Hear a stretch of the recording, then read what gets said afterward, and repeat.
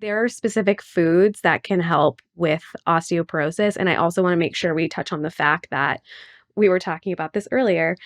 Meat eaters think vegans have higher risk of bone fractures. There are certain vegans that think meat eaters have higher risk. So I want to make sure we debunk and find out what's correct on that. Let's talk about that because that'll help us get into the diet mode, right? Because when I wrote the book Eat to Live in 2004, which means I wrote it in 2002 to be published in 2004, which is, what's that, more than 22 years ago. I was 10. Yeah. I wrote in the book that eating meat contributes to weaker bones and osteoporosis because meat causes a negative calcium balance, which means the acid from digesting meat has to be balanced with basic mineral salts which leach from the bones, and that calcium dumped into the digestive tract to balance those extra acids are leached in the urine, and the negative balance means you're putting out more calcium you're taking in, or is accelerating the rate of osteoporosis. And I think in the last 20 years, that's been proven to be incorrect.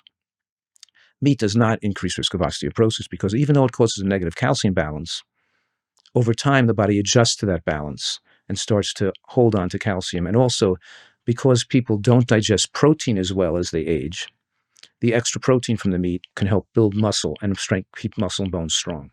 So the overall effect is that meat is not a significant risk factor for osteoporosis like I thought it was, and that the vegan and plant-based community advocates that it is. You know, salt, caffeine, meat, soft drinks all play a small role, but the role is pretty insignificant. So the biochemistry does show that there is a calcium deficit, or calcium's being taken from the bones from the acid, but then the body's adjusting to a new homeostasis. The body adjusts over weeks to a new homeostasis of the higher animal protein, the higher acids, and it starts to hold on to more calcium over time. Right. So the long-term effects hasn't really borne it out that meat eaters have higher rates of hip fracture than vegans, let's say. So in the Seventh-day Adventist study, we see some of the Second-day. Oh, yeah, that study. I was just going to mention Seventh-day Adventist first. Okay. It's not one of the risks that vegans have as osteoporosis or meat eaters have. There's not much difference in the two groups between osteoporosis in the Seventh-day Adventist study. Right. In the Epic Oxford study in UK, that study showed vegans had a significant increased risk of hip fracture, like 30% more hip fractures than did meat eaters. So that vegans were the higher risk. So the people in the meat eating community blaming a vegan diet on causing osteoporosis, and the people in the plant-based community saying a meat-based diet causes osteoporosis. The reality is that a vegan diet can contribute to osteoporosis if it's low in calcium and low in protein. And we analyzed the diet that was used in the Epic Oxford trial, and there was another trial that also showed a British study showing more hip fractures in vegans. And clearly, the protein content was about 10% of about 45 grams a day of protein on an average 1,600 calorie diet. And I put together a 1,600 calorie diet. I posted this on a blog article. I used like a starch-based diet because there are certain part of the vegan plant-based community advocates a starch-based diet heavy in potatoes or rice or corn or whatever it is. And I took one of those sample diets, with oatmeal and whole grains, breakfast, a bean burger and vegetables and potatoes and carrots and peas and just a relatively standard starch-based diet. And I compared that to a Nutritarian diet. And the Nutritarian diet had double the protein from 45 grams, which the starch-based vegan diet was similar to the diet of the protein content and the calcium content of the vegan diet used in the Oxford Epic study, the Epic Oxford study. So they're getting about 500 milligrams of calcium a day and about 45 grams of protein a day, 44 grams of protein a day. And a Nutritarian diet gave 85 grams of protein a day and over 1,000 milligrams of calcium a day, double the amount of protein and double the amount of calcium for 1,600 calories. That's 85 grams of protein on 1,600 calories. That's a high protein diet.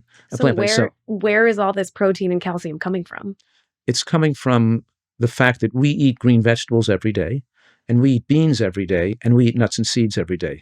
It's the combination of the greens, the beans, and the nuts and seeds. You put a little nuts in the meal, half an ounce to an ounce of nuts. You put 3 or 4 tablespoons of beans in the meal. You put a little soybean at dinner. You put a little sesame seeds in your salad dressing, and woof, you've just exploded the calcium and the protein.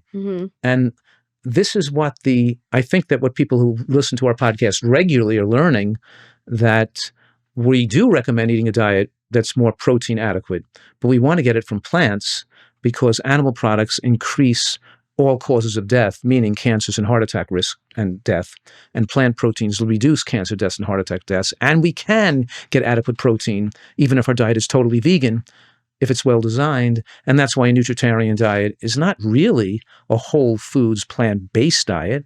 It's more precision. There's more precision in it. It's not a blue zone diet. It's not a, it's in other words, it's a specific type of a plant-rich diet. And the type means that we're really utilizing foods that have been prone to enhance longevity and to enhance bone muscle growth with aging. And this is what I'm saying here, is that the added element here is soybeans. Is even though we're using a variety of beans, we do have some soy in our diet probably 5 days a week. That's a little soybean or edamame with our lunch salad, or a little bit of tofu with dinner with something. We do have it about 5 days a week or 4 days a week, but we're still getting other beans in the diet as well. And the combination of some soy with other beans dramatically pumps up the protein. And the soy protein is unique because soybean is rich in isoflavones, particularly genistein, which is an estrogen mimicker. And that means it binds to the estrogen receptor in the E1 receptors on the breast and prostate, blocking the receptor from being stimulated by estrogen. It like attaches to it, but blocks it. So you get less estrogen stimulation of breast and prostate tissue, lowering risk of breast and prostate cancer, because it doesn't fit into the receptor all the way. But on bones, it hits the E2 receptor and stimulates it, strengthening muscle and bone mass with aging. So it has the beneficial effect on the bones.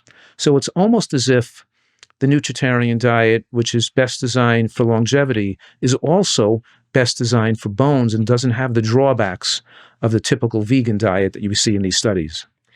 The estrogen, is that initially why soy had a bad reputation for breast cancer and prostate health? Is it because they weren't fully understanding the biochemistry of what was happening to the estrogen? Yes, there's millions or maybe dollars spent to as an anti-vegan eating or anti-plant-based eating, because the dairy and meat and sugar industries, the food industry is tremendously powerful, and there's a lot of money to spend to try to lay blame on soy or to try to direct people away from wanting to eat plant-based. Mm-hmm. So there's a tremendous amount of money. So they try to make soy out to be a villain. And one way they can make soy out to be a villain is say it's not good for breast cancer, it stimulates the breast, it's too estrogenic, where it's really not. That's a fallacy. It's actually anti-estrogenic. I was going to say, you are not only clearing up the confusion, but double down. And you're saying that it's actually protective against breast cancer. Right. I'm saying it's dramatically protective against breast cancer. Yeah. And listen to this, though. The soy isoflavones are antagonists to the aryl hydrocarbon receptor in cancer cells. Cancer cells over-replicate aryl hydrocarbon receptors, and then which are stimulated by certain foods, particularly the tryptophan and methionine in meat, which makes cancers more invasive and spread, and the isoflavones antagonize, which means they cause cancer cells to kind of die and not replicate, and they prevent replication of cancer cells, right? So, and by the way, soy does have tryptophan like meat does, but because it's so low in methionine and so rich in these isoflavones that have anti-replicative effects, they overall have a negative effect on cellular replication in cancer cells. So soy is definitely the good guys, but you see a lot of soy protein isolate, some seitan, which isn't that a very processed version of soy. Are these things that we should watch out for? Seitan is made from wheat gluten. Oh, wheat gluten. It's tempeh that's made from soy. Oh, tempeh is great. That's the least processed form. It's just fermented soybean, so it's good. Right. Seitan is kind of like wheat gluten. It's kind of, and I don't usually recommend that. What about soy protein isolate? Because I feel like it's too high in protein. Okay. It's too high. The isolated protein can raise IGF-1 almost like you're eating meat, too high.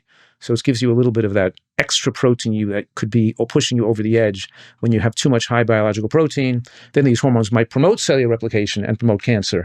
So that's where we're in that sweet spot, the ideal amount of protein, predominantly plant protein, not animal protein, but still paying attention to protein adequacy, especially with aging, which means a macrobiotic diet, not enough protein, which means a fruitarian diet or raw food diet with too much fruit, not enough protein.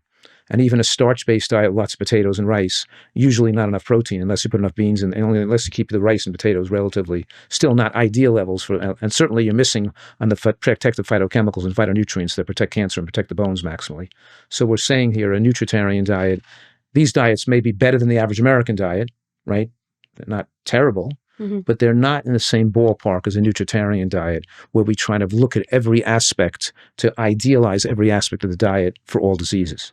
So you're saying the research shows that there's a sweet spot for protein as well, that more is not always better, because that is not something that you hear very publicly. The research conclusively shows that the amount of protein, and I'm saying a Nutritarian diet gives us 18 to 20% calories of protein. It's a huge amount of protein, right? I'm saying that that the type of protein matters here, that we want to get most of our protein or all of our protein from plant foods, because the studies show as you get more of your protein from animal products, it increases all-cause mortality. And as you get more protein from plant foods, it actually enhances more lifespan. And I think that that's the message, that that why do plant proteins enhance lifespan? That's another time for another podcast. But we know that we know they're rich in phytonutrients and have other ways they protect lifespan besides the protein content. But we're able to achieve protein adequacy to maximize bone mass and muscle mass with aging if we do a plant-based diet right, is the point. And it does sound like you are marrying G-bombs more and more, because when you're saying what makes a Nutritarian diet unique is that you eat the greens, the beans, the nuts and seeds. So these are all foods that you call your G-bombs.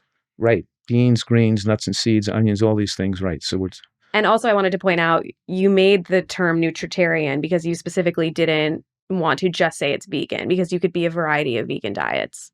Well, the term whole food plant-based people are using, which means like a healthy vegan diet, it's still not adequate. It's still an adequate designation. What does plant-based mean anyway? Does it mean 100% or 90%? And whole foods, your diet could be, mostly you can eat bananas all day long. It's not with enough precision to design a diet that has the full diversity of nutrients that leads to cellular density that are going to lead to slowing the aging process, and of course lowering. So in other words, it's much more precision.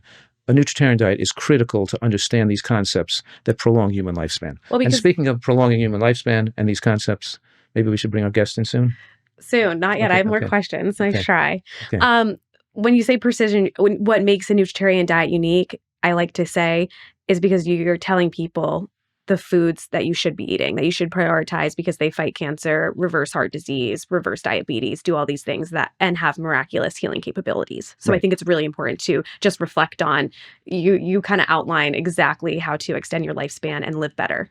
Right. And Nutritarians generally understand the skeleton of the diet of what they're supposed to eat each day. And to get that variety of these protective foods in. They're not just they're just eating haphazardly. The blue zones give you some extension of lifespan, maybe 5 to 8 years, but they're not giving you 20 years of potential increased lifespan like a Nutritarian diet does. Right. So it's using nutritional science to develop a result that's much more impressive.